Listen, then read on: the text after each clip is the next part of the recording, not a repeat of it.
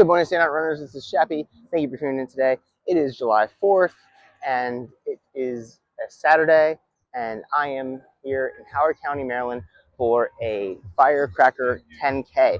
Now, it is getting hot. It is currently 7:22 in the morning, and I believe that it is around the 80s, and the race doesn't start for another hour, so it's going to get up there. So make sure you stay hydrated. I definitely am. I'm drinking my Tailwind, which is water, and I have some electrolyte gels, so making sure that I stay safe. All right, so let's talk about the race. The race is around a beautiful lake. It's going to be a little bit of hills, relatively flat. There are some shaded areas, so that's a big plus there.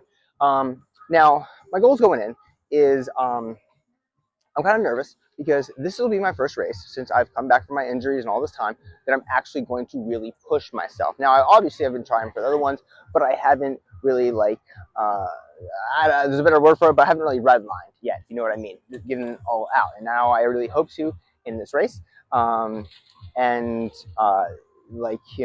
I've been improving. More mileage has been great. I've been doing track workouts, so I believe my speed is building. Now let's see if I can actually show it. To help myself, I have my Apple Watch, not the best, but I really like the feature that I can listen to podcasts on it and not have to carry my phone. I'm going to have a Coros heart rate monitor armband. I do not like the chest, so that's going to be a big help for me. I'm wearing my brand new Tracksmith green with my both green glasses and my Charm City Run hat. So I'm greened out today for America, which doesn't really make sense. I should wear like red, white, and blue, but it's okay. It's okay. Don't worry about it. Let's talk about the shoes today. So apologize, you can't really see them. Let me back up. Nope, you're not going to see them. That's not going to work. Sorry about that. But I am wearing my Adidas Hyper Boost Edge. Now, this has been a common trend for me. I'm going to this shoe all the time. Now, the problem with that is I did get a pair of Asics Metaspeed Sky Tokyos for this race. I made a great trade with a very kind person from the Suppball community. If he ever watches this, thank you so much. There was a lot of drama to get the shoes, and he really was really upstanding about the whole thing. Now I got them. I used them for a couple track workouts, kind of a slow, steady run, or not slow, steady run, like an up tempo run, and they're incredible shoes, absolutely incredible. But I still felt a bit unstable, and it's really frustrating to me because I want to find that great carbon shoe. I'm just having trouble, getting it. So it's another great pair, but something I didn't trust myself enough to wear for a 10K. If this is a 5K, I'd use them in a heartbeat. But especially giving all out, I don't know if it would suit me best. Now, I know I'm going to find that carbon shoe for me. Why is it so important to me? Why can't I just run in the Hyper Boost Edge? Why can't I run in another kind of like speed shoe that is non-plated? Honestly, I don't have a good answer for that. I just know the improvements that a carbon shoe can provide you, and if a carbon shoe is going to improve you by 30 seconds to like a minute, then I want it. I want that event. I'm a competitive person. I want that incredible time, even though incredible time is no longer for the race overall. It's for me. So I am looking for that shoe. Now coming up, I did pre-order the Brooks Hyper Elite. Nope, Hyperion Elite version 6. So I have that coming in. I'm definitely going to order a pair of the new On Cloud Boom Strike 2s to try out. Then of course there is the new Alpha Fly coming out in the future. There's the new Adidas. Oh my goodness. There are Pro 4s. Well, I guess we soon Pro 5. And so there's a lot of shoes to still try. And honestly, if those don't work out, I'm going to go try some Chinese shoes. I've tried them before. I tried the Fedian 6 Elite Ultra, I believe it was. And it was it's too bouncy. It was incredible, but I thought I was going to more likely end up doing a backflip than running forward because of how bouncy it was. Other people will love that shoe, and I can't recommend that shoe enough for certain runners. But there's all these other ones now that look really good. I think my problem is I'm always looking for the like most cushion, bouncy uh, shoe. Like I adore the feel of the Saucony um, Endorphin Elite 3, but again, it was too soft. I wish that shoe worked for me so much, but it wasn't right, especially for around the roads I'm running, all these hills, turns, potholes, things like that. Not a good choice. So that was out. Um, so I'm in the Hyperboost Edge. I still think I'm going to get a pretty good time with this. I'm definitely hoping for, you know, a good show that I'm back in the game, at least for myself. All right. Now, no matter what kind of runner you are, whether you're chasing your own PR or you're trying to place well in a race, win an age group, what have you, just remember this is all in fun. All right. This is not the end all be all. This is not who you are. It is a part of who you are. It is a trait of you, but you are made up of many different parts. So at the end of this day, I'm going to be happy that I'm still out here running because I almost lost that, and I will always remember that. So always first, have fun, enjoy yourself, make sure you have time for your family. It is the 4th of July. Go out, celebrate, see some fireworks. Don't blow yourself up. Don't we have to be like do like a background check for people before they get fireworks now, because the amount of time I hear people blowing themselves up on the 4th of July and like losing fingers and hands and stuff like that. Like, dude, like it's not hard. You light, you go. You light, you go. But unless it's a faulty firework, in that case, I apologize. You were wrongly done. I hope you sued. All right. So as always, be bold, be fast, be you. I'll be coming in with a post-race review and talk about my performance and where I go from here. So as always, thank you so much for tuning in. Please like and subscribe and have fun. Hey guys, this is Shappy from Stand Out Running. Thank you for tuning in.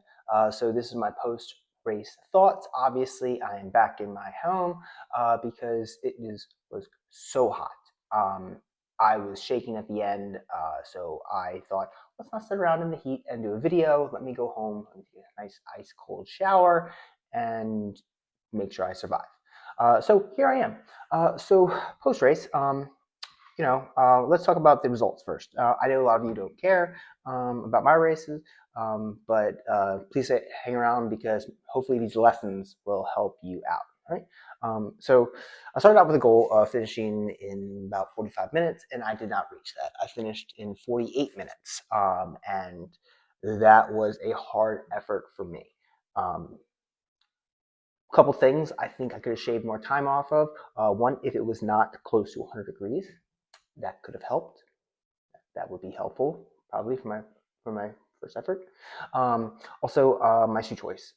I went with a Hyperboost Edge, and my feet were not feeling it today. I got a massive blood blister, and honestly, it wasn't too painful. I was able to run through it and barely noticed it, so that was fine. But I really do need to find myself a good racing pair of shoes, even if it's not carbon. Something really solid, light on my feet, and breathable. That's a key thing. Please be breathable. I love the Hyperboost Edge to death, but it is not breathable. So those are two things that would really have made a difference in my race. Also, the probably I don't like to carry extra stuff, and my mindset is always if it's a race, they're going to have hydration for me. However, this race had like one real station, and it was double loop, and so that was not enough for how hot it was. Now I could kind of blame that on the race official, not race officials. We know what I mean. The race organizers.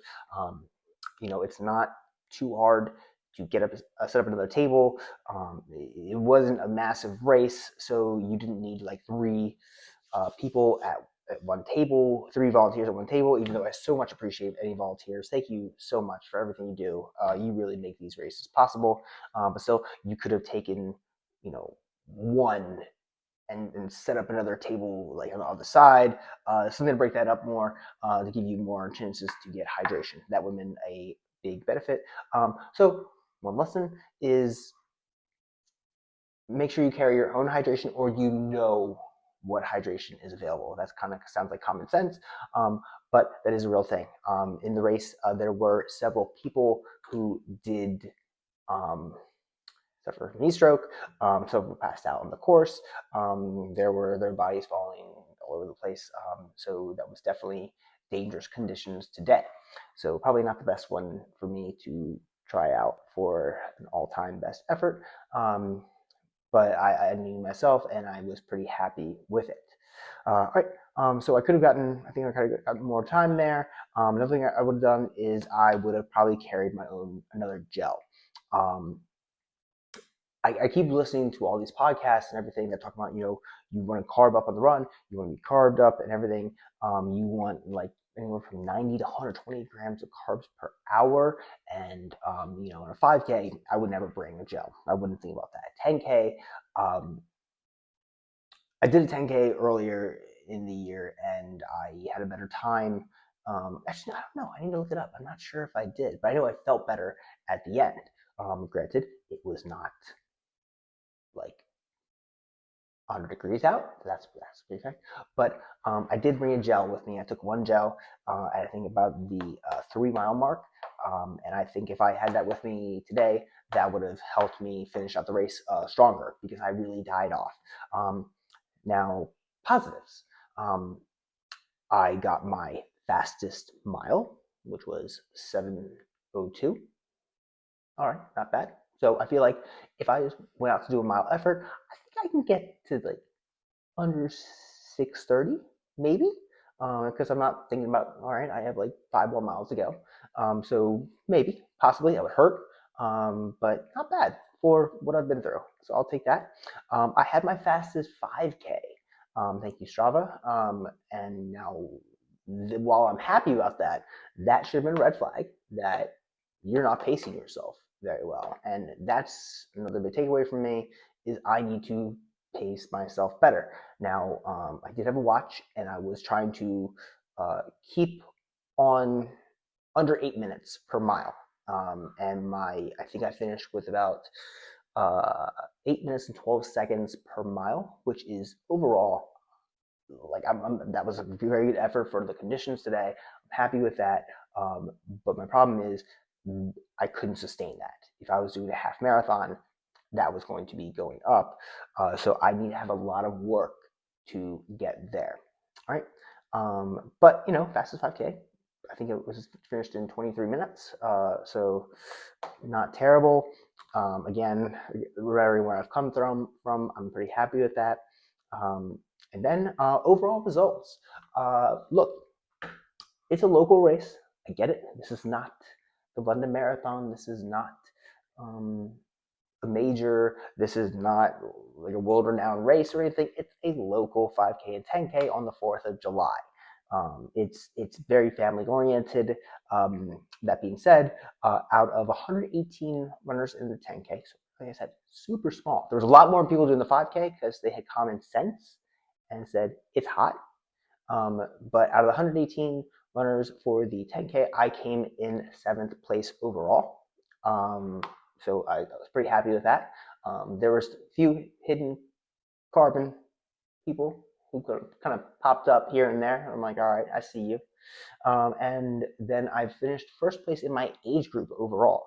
So the results are fantastic.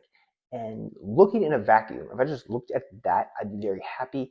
But in my training, I have everything geared toward my half marathon and obviously the London Marathon. And for that aspect, this race was not a success. I was not able to hold the pace I wanted. I did not. I felt pretty rugged at the end. So what am I going to do about that? How am I going to change up my plans? One, obviously, I need more mileage. I need to increase my mileage more, get more comfortable being on my feet for a while. That is the key and number one aspect for getting ready to a marathon. But also, if I really want to hold a certain pace, I need to practice running at that pace and run a little bit faster at that pace at times. So that's going to come from my interval work. That's going to come from threshold runs. That's going to come from race pace. So I need to make sure I get those in. Now, it is hard with the summer, but I am a morning person. So, get up in the morning, go out in the evening, keep continuing my gym work, keep my strength up, because that is key, in my opinion, to help with injuries. It's something I never did when I was a former elite runner, but now it's something I really focus on. I aim for about at least 2 training sessions a week in the gym, and that is me personally. But I think that should be most people in general. It's not, even if it's a 15-20 minute lift, it's going to do a lot of benefit for you. I really focus on my hips, hip stability, and my hip strength, and of course my legs as well. All kinds of things like those are really going to pay off in the long run. That being said, please don't neglect your upper body. I try. I still look like I neglect it, but I do work out upper body. I'm a big swimmer, so I get some upper body work there. You're in this for your health, all right? So be healthy. Make sure you really take care of yourself in any way you need. All right. So my next race is not until a while. That would be in early September, doing the Charles City 12. That is another race I'm really going to push myself on. So I'm going to see, I don't want to set a goal time for myself. I want to see what it's like when I get there. But the key thing coming from this is I learned a lot. And that's something really important from every race if you have goals, just to learn and be better and go, achieve your small goals. So do I see today as a success? Oh, that's a hard word for me. Overall, so like I said, focusing on what my future goals are, it wasn't a great success, but is it success in that I learned several things about myself? I learned where my training's at. I learned where my training needs to be. And the fact that I ran a 10K,